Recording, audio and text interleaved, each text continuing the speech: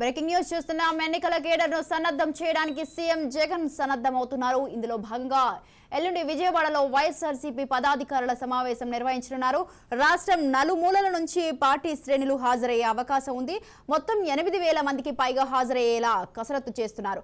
రాబోయే రోజుల్లో చేపట్టే కార్యక్రమాలపై జగన్ పార్టీ కేడర్కు దిశానిర్దేశం చేయనున్నారు.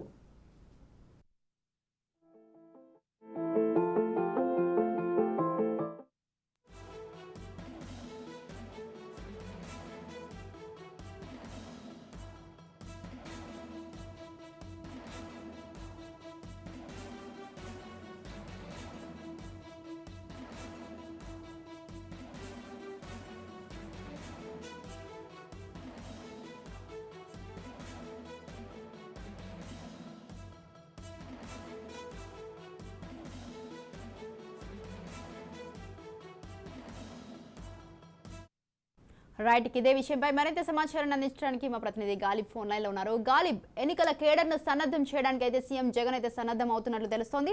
దీనికి సంబంధించి మీ దగ్గర ఉన్న అప్డేట్స్ ఏంటి? వైసీపీ ఎన్నికల శంకారామం పూరించే అవకాశాలు కనపడుతుంది. అందులో భాగంగానే ఈ నెల 9న విజయవాడలోని ఇందిరాగాంధీ స్టేడియంలోని వైసీపీ ప్రతినిధుల సభను ఏర్పాటు చేసింది. ఈ సమావేశానికి పార్టీకి సంబంధించిన ఎమ్మెల్యేలు, ఎంపీలు, కార్పొరేషన్ చైర్మన్లు, జిల్లా పరిషత్ చైర్మన్లు, ఎంపీపీలు, స్థానిక నేతలు. అయితే తొలిసారిగా అంటే ఏంటంటే వైఎస్ఆర్ కాంగ్రెస్ పార్టీ తొలిసారిగా స్థానిక నేతలతో సమావేశం నిర్వహిస్తుంది. ఈ సమావేశంలో ముఖ్య అతిథిగా సీఎం జగన్మోహన్ రెడ్డి పాల్గొబోతున్నారు. భారీ స్థాయిలో సభ నిర్వహణకు ఏర్పాట్లు చేస్తున్నారు. సభ సాక్షిగా ఎన్నికల శంకరాన్ని పూరించే అవకాశాలు కనబడుతున్నాయి. మొదటిసారిగా పార్టీలో అన్ని విభాగాల అంటే అన్ని రకాల ప్రతినిధులతోనే ముఖ్యమంత్రి సమావేశం కాబోతున్నారు. ఎన్నికలకు సంబంధించి దిశానిర్దేశం చేయబోతున్నారు సీఎం జగన్మోహన్ రెడ్డి. ప్రభుత్వ సంక్షేమ కార్యక్రమాలు, దాంతో పాటు కొత్త కార్యక్రమాలు, తాజా రాజకీయ పరిణామాలపై విస్తృతంగా చర్చ జరిగే అవకాశాలు కనబడుతున్నాయి. ఈ కార్యక్రమానికి ఇప్పటికే రాష్ట్ర వ్యాప్తంగా ఉన్న 175 నియోజకవర్గాల్లోని అన్ని విభాగాలకు సంబంధించిన వైసీపీ నేతలకు ఆహ్వాన పత్రాలు అందాయి. ఇది చాలా కీలక సమావేశం చెప్పుకోవచ్చు.